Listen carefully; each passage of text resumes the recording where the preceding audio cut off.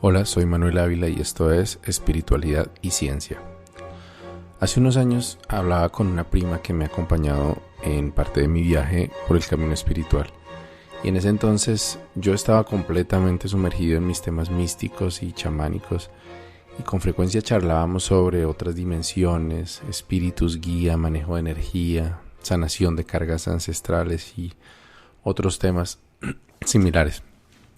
Mi prima me dijo aquella vez que no sabía qué pensar con relación a esos temas, que a veces creía totalmente en ellos, pero que otras veces pensaba que todo eso era pura imaginación, que lo único que existe en realidad es materia y leyes físicas y ya. Y la verdad es que me sentí muy identificado con esa reflexión porque a pesar de que en ese momento yo ya era un aspirante a sabedor de una comunidad espiritual ancestral muisca, lideraba una pequeña comunidad llamada el Clan Solar. En el fondo tenía el mismo dilema. Llevaba años aprendiendo y practicando con mucho interés temas metafísicos y espirituales. Y mi experiencia personal con la ancestralidad, particularmente con el manejo de plantas sagradas, era para mí incuestionable. Y me había servido para cambiar mi vida radicalmente. En cierto modo tenía que agradecer a mi camino espiritual casi todo lo positivo que tenía en mi vida ya, incluyendo a mi esposa, a mi trabajo, una excelente relación con mi familia. Sin embargo, Carl Sagan, de quien ya he hablado antes, me había dejado sembrar la semilla del escepticismo, con esa espectacular serie Cosmos que ya he mencionado anteriormente en este canal, y sobre todo con su libro El mundo y sus demonios, que leí en mis años de universitario. Mi experiencia con la espiritualidad había sido mucho más vívida que la de la mayoría de las personas que he conocido. Yo nunca he tenido que creer a ciegas en algo para poderme beneficiar de sus frutos, como en muchas religiones, sino que por el contrario todo mi camino espiritual había sido casi totalmente experimental y empírico.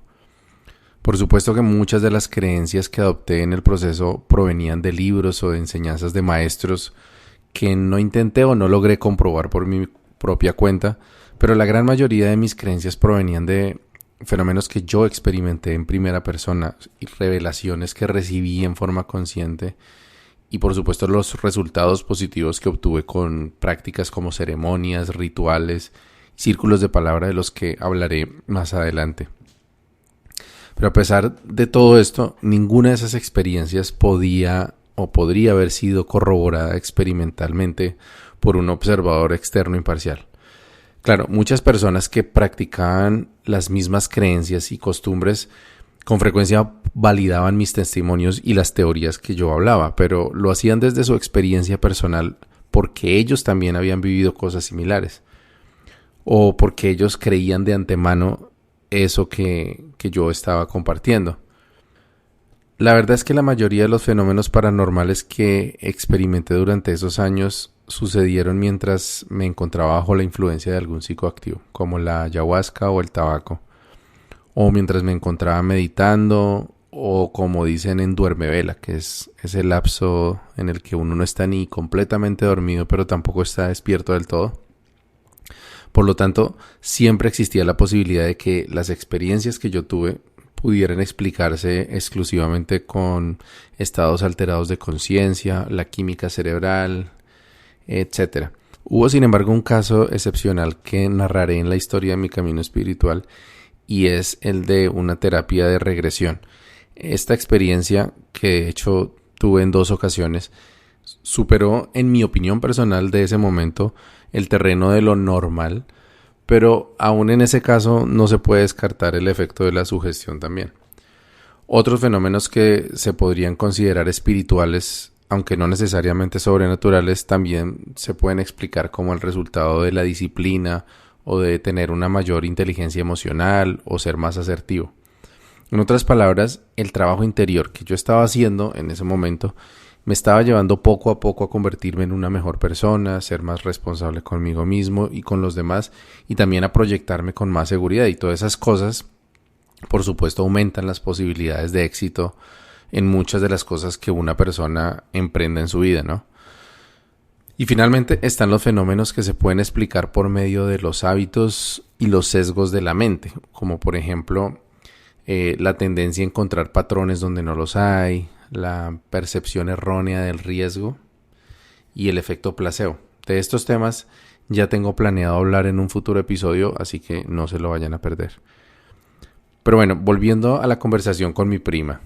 En ese momento llegaron a mi mente todos estos fenómenos sobrenaturales que había experimentado hasta ese momento y cosas que para mí se sintieron más reales incluso que el propio mundo físico. Pero también todas estas explicaciones lógicas o escépticas que mencioné. Y sin lograr aún reconciliar estas dos visiones de la realidad, lo único que atiné a responderle recuerdo que fue, bueno, a lo mejor en ambos casos tienes la razón. Tal vez si decides que el mundo es solamente energía en forma de materia reaccionando a leyes físicas que las gobiernan, pues toda tu experiencia va a coincidir con esa realidad.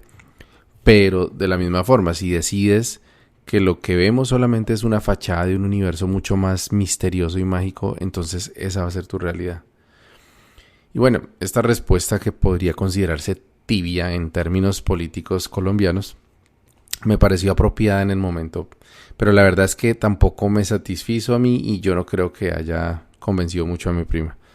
No conversamos más sobre ese asunto aquel día, pero la inquietud siguió conmigo todo el tiempo, porque ya tenía yo esa duda como lo mencioné antes. Técnicamente es cierto que la realidad personal, esa que percibimos y experimentamos cada uno de nosotros, no es otra cosa que una construcción mental de nuestro cerebro que forma con base en lo que recibimos a través de los sentidos, la estructura de la propia mente y los resultados de sus procesos internos. En otras palabras, lo que para cada uno de nosotros es la realidad es algo que solamente cada uno puede definir. Una tarde lluviosa, por ejemplo, es un regalo del cielo para algunas personas, pero para otras es un motivo de tristeza y hasta de depresión. Para algunas personas la vida está predestinada y nada de lo que hagan puede cambiar lo que está dispuesto para su futuro, mientras que para otras personas el destino no está escrito y tenemos el poder de construir cualquier cosa que queramos. Y es claro que desde ese punto de vista mi argumento con mi prima tenía sentido. Una persona que crea en la magia y en su poder interno para transformar todo a su alrededor, con seguridad tiene más probabilidades de lograr lo que se proponga en la vida que alguien que cree que solamente un Dios externo puede cambiar las circunstancias en su entorno. Sin embargo, esto no cambia el hecho de que más allá de la experiencia humana hay una realidad que no depende de lo que nosotros creamos. Sabemos que como especie el ser humano existe desde hace unos 320.000 años y en cambio la Tierra tiene casi 4.500 millones de años y el universo, según la ciencia, casi 13.800 millones de años. Esto quiere decir que, a no ser que Bertrand Russell haya tenido razón y el mundo haya aparecido de la nada así como está y que todos hayamos tenido programados ya los recuerdos hace 5 minutos, que es una interesante teoría de la creación espontánea del universo, que bueno, en realidad es más un ejercicio filosófico, pero a no ser que esa teoría sea cierta, el mundo es muchísimo más antiguo que nosotros y la realidad ya existía mucho antes de que existiéramos seres humanos capaces de ver esta realidad de una forma o de otra. Para las comunidades indígenas con las que yo he tenido la oportunidad de compartir, las religiones que he conocido también y los sistemas espirituales que he estudiado, el mundo físico es solamente una partecita de la realidad y los seres humanos no existimos solamente en forma física, sino que el universo está poblado de toda clase de seres de conciencia superior o inferior que no viven en forma humana. Ya los detalles, es decir, esto es como común entre todas estas diferentes formas de ver el mundo, pero los detalles obviamente varían de un credo al otro. Pero en todo caso la constante en el ámbito espiritual es que somos parte de algo mucho más grande y eterno, bien sea que se le llame Dios, la conciencia cósmica, Padre, Madre o la totalidad, por ejemplo. Pero por otro lado, la ciencia que tanto admiro pareciera cerrarle la puerta a esa posibilidad.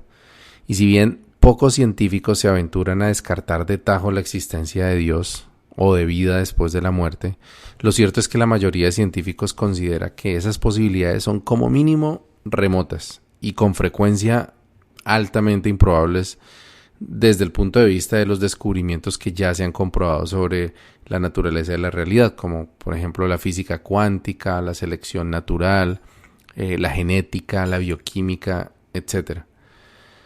Entonces, poco a poco me fui dando cuenta que este conflicto en mis creencias estaba causándome una especie de cortocircuito, de falla en el sistema en mi cabeza.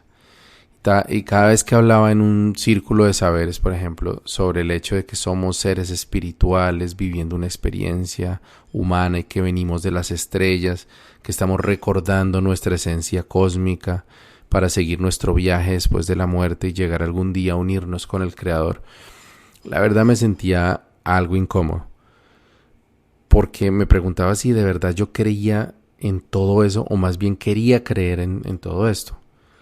De hecho, muchas de estas creencias no fueron aprendidas en ninguna parte, sino que las recibí como revelación en rituales de Yahé, en los que yo sentí que seres de otras dimensiones me mostraron todas estas cosas, incluso me llevaron a templos astrales donde me mostraban toda esta información, así que yo cómo podía dudar. Y bueno, esta falla en el sistema que describo como este choque de creencias llegó como a su límite hace unos 3 años, cuando me preparaba para iniciar mi nueva vida aquí en Canadá, y viví una de las experiencias más difíciles que he experimentado, y que fue una crisis de ansiedad que atravesé. Por supuesto que los detalles de esta experiencia los voy a narrar en un relato de mi camino espiritual más adelante, pero de momento basta decir que en ese momento la perspectiva de ser solamente mortales, sujetos como a la frialdad del azar y destinados al sufrimiento y el olvido, me aterrorizaba. Textualmente tenía ataques de pánico de solo pensar que algún día no voy a estar vivo, que también las personas a las que amo, pues la muerte se las va a llevar algún día, y que nunca más van a volver a sonreír, a sentir, a amar.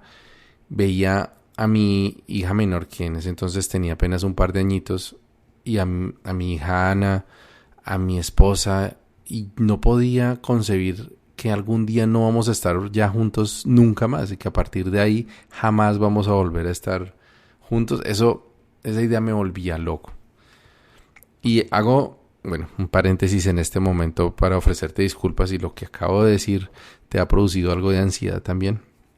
Pero la buena noticia es que el desenlace para mí fue muy positivo, porque eventualmente logré reconciliar esas dos posiciones y encontrar un camino como en el medio para superar esa ansiedad sin tener que apagar el escepticismo y negar la ciencia.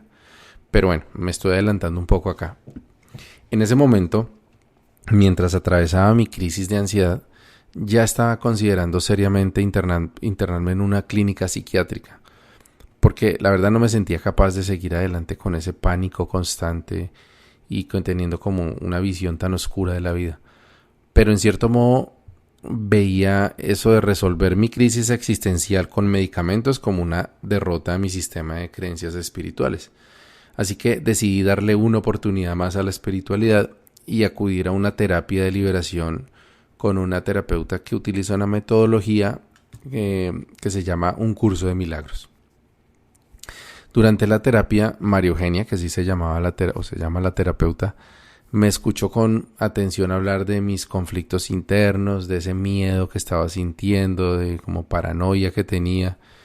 Y mientras le contaba todo esto, comencé a sentir ese vacío en el pecho que sentía antes de las crisis más fuertes. Entonces María Eugenia me preguntó: ¿pero por qué sigues cargando ese peso? No tienes que seguir llevándolo sobre tus hombros. Aquí está Jesucristo a tu lado esperando que le entregues esa carga. ¿Quieres hacerlo? Y cuando me preguntó eso, sentí que había dado en el blanco de mi angustia, porque la verdad yo sí quería creer que ahí estaba Jesús a mi lado listo para ayudarme, pero por otra parte sabía que también era muy probable que ese ser no existiera y que fuera simplemente una estrategia de la mente para soltar esas preocupaciones.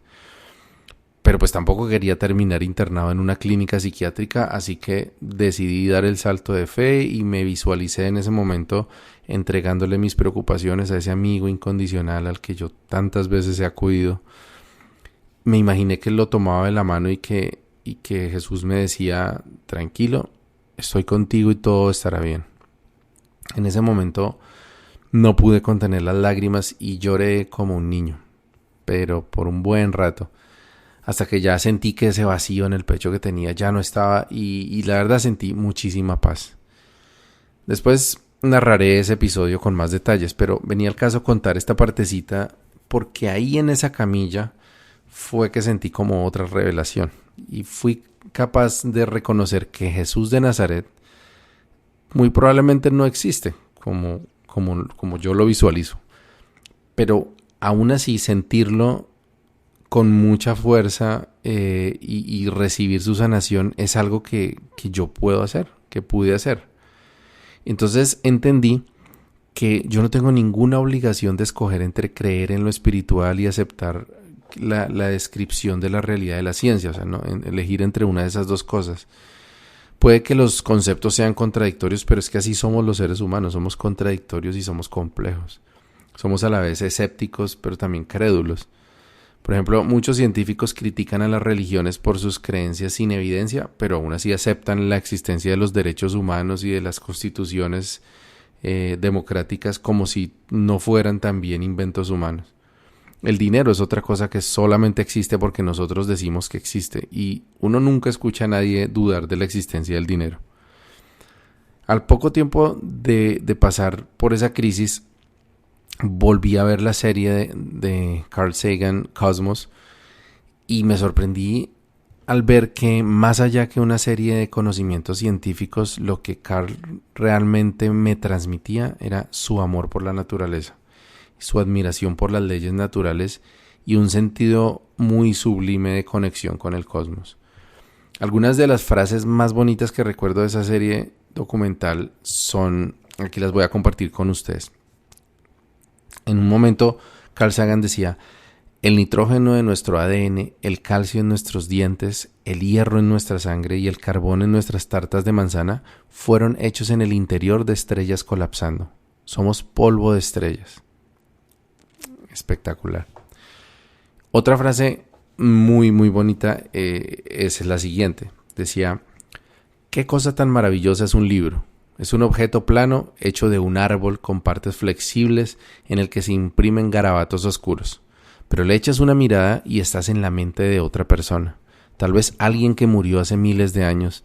Atravesando milenios, un autor habla clara y silenciosamente dentro de tu cabeza, directamente a ti. La escritura es tal vez la mayor de las invenciones humanas. Conectar personas que nunca se conocieron, ciudadanos de épocas distintas. Los libros rompen los grilletes del tiempo.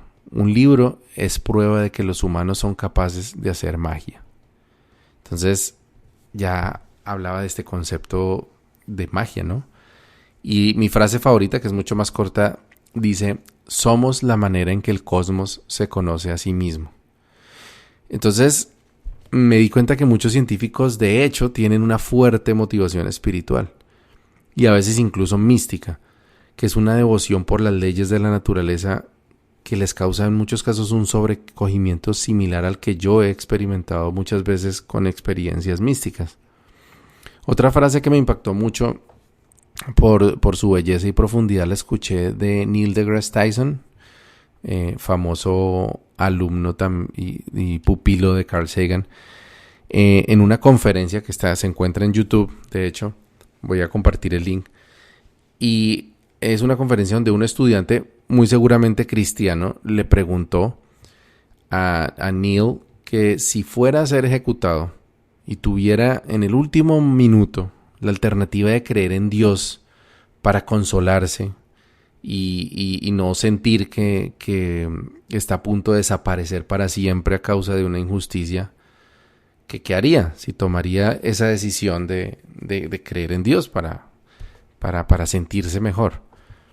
Entonces Neil pensó un momento y le respondió: solicitaría que mi cuerpo en la muerte fuera enterrado, no incinerado, para que el contenido de energía almacenado dentro de mi cuerpo regrese a la tierra, de modo que la flora y la fauna puedan alimentarse de él, tal como yo me he alimentado de la flora y la fauna durante mi vida. Es que, si lo pensamos un momento, la necesidad humana de creer en la vida más allá de la muerte es eminentemente egoísta. Quiero vivir para siempre porque mi vida es lo más importante que tengo. Pero la frase de Neil, que quién sabe si reflejará la realidad, porque pues en una situación tan extrema, quién sabe si haya tiempo para tanto altruismo, pero al menos a mí me resulta muy inspiradora, porque le da a la muerte una dimensión que muchas veces olvidamos, y es que se trata de un retorno al origen, devolver con gratitud lo que hemos tomado prestado. Entonces, queda claro que la verdadera espiritualidad no necesariamente está relacionada con creencias sin fundamento, sino que, como la definimos en el episodio sobre la ciencia de la espiritualidad, se basa en dar un sentido de trascendencia y de conexión con algo superior a la vida. Esto lo comprendí mucho mejor hace poco cuando leí sobre el naturalismo poético de Sean Carroll, porque me parece que describe esta cosmovisión de una forma muy clara. Lo que nos dice el naturalismo poético es que solo existe una realidad, la naturaleza, y está dominada por leyes naturales y que por lo tanto no existen dioses, ni espíritus, ni fenómenos sobrenaturales. Esta sería la parte naturalista. Lo poético, sin embargo, se deriva de que hay muchas formas de comprender, describir y hablar de esa realidad.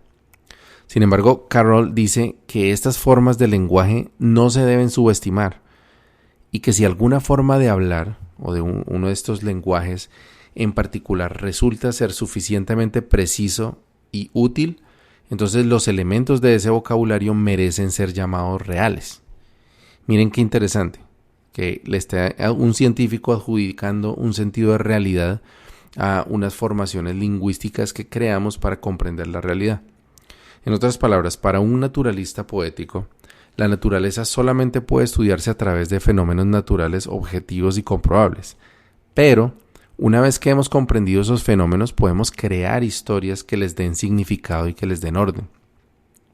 En un episodio anterior hablaba sobre la relación entre física, química y biología, donde explicaba que la química emerge de la física cuando ésta se hace suficientemente compleja y que cuando la química se hace muy compleja emerge la biología. Pero en realidad no ha nacido nada nuevo. La palabra emerger no quiere decir ni siquiera surgir. En este caso, por ejemplo, la biología simplemente es una forma más fácil y más lógica para que podamos entender la química en los seres vivos. Y la química es una forma simplificada de comprender la física de átomos y moléculas que interactúan. También habíamos usado en otro episodio el ejemplo de un computador, si lo recuerdan, o más bien de redes de computadores para asimilarlo a lo que sería el cerebro. Y decíamos que en tal caso la mente humana vendría a ser el software o el sistema operativo que corre sobre el sistema cerebral. Pues bien, hoy estamos dándole otra puntada a ese tejido. El sistema operativo de la mente corre un software que se llama espiritualidad. Y ese software nos da todo un nuevo lenguaje para comprender el mundo. Es como cuando en el pasado los computadores se manejaban con comandos del teclado. La pantalla era negra y las letras con letras naranjas o verdes. Pero todo estaba ahí, los archivos, las hojas de cálculo, los documentos, inclusive algunos juegos. Pero todo era oscuro, todo era difícil de entender y para muchos era también aburrido. Entonces se crearon las interfaces gráficas como Macintosh o Windows y todo se volvió colorido, intuitivo, agradable. Pues así es la espiritualidad basada en la ciencia. Podemos elegir no ver a Dios como un señor de barba que pide sacrificios y adoraciones, sino como el origen de la conciencia y de todo lo que existe en el universo, el conjunto de las leyes cósmicas que gobiernan todo lo que hay y que mantienen el balance de la realidad para que seamos algo en lugar de nada. También podemos elegir ver al sol y a la tierra no como una bola de fuego y una roca gigante cubierta de agua, sino como lo que son también, el origen de la vida en la tierra y fuente de energía de todo lo viviente, que fecunda la tierra para que ella nos permita nacer, nos alimente, nos sostenga y nos reciba de regreso a la hora de nuestra muerte. Podemos, si queremos, llamarlos padre y madre. Y por eso yo hoy me declaro hijo del sol y de la tierra, hijo de las estrellas y habitante del cosmos, conectado a través de mis átomos con el origen del universo y a través de mi ADN, pero también de mis ideas y de mi legado, con el futuro de la humanidad, quizás colonizando las galaxias y llevando la vida y la conciencia a todos los rincones del universo. Buen camino y buena brisa.